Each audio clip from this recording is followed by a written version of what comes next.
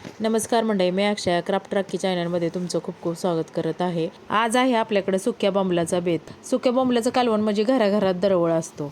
एकदा का आईने किंवा बायकोने गॅसवर बोंबील भाजायला घेतले की अख्ख्या बिल्डिंगला कळतं आज का कोणाकडे काय मेजवानी आहे ते।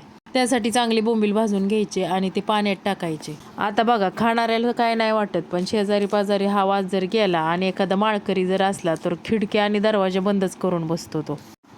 बोंबील भाजून झाल्यानंतर इथं मी तेल टाकलेलं आहे। त्याच्यात आपल्याला फक्त लसणाची आणि कोथिंबीरीची फोडणी टाकायची आहे आणि ती चांगली परतायची आहे। लसूण खोबरं भाजून झाल्यानंतर त्याच्यात कांदा टाकायचा आहे आणि कांदा चांगला परतून घ्यायचा आहे। त्याच्यानंतर चवीनुसार मीठ टाकायचं आहे आणि चांगलं परतून घ्यायचं आहे। मी इथं कांदा लाल होईपर्यंत भाजलेला आहे। त्याच्यानंतर पाण्यातलं बोंबील त्याच्यात टाकलेलं आहे। चांगलं परतून बोंबील घ्यायचं आहे जेणेकरून त्याचा वशाळ वशाळ वास नष्ट होईल। त्याच्यानंतर आपल्याला त्याच्यात चटणी टाकायची आहे। आपल्याला जेवढं तिखट पाहिजे तेवढी चटणी टाकायची आहे।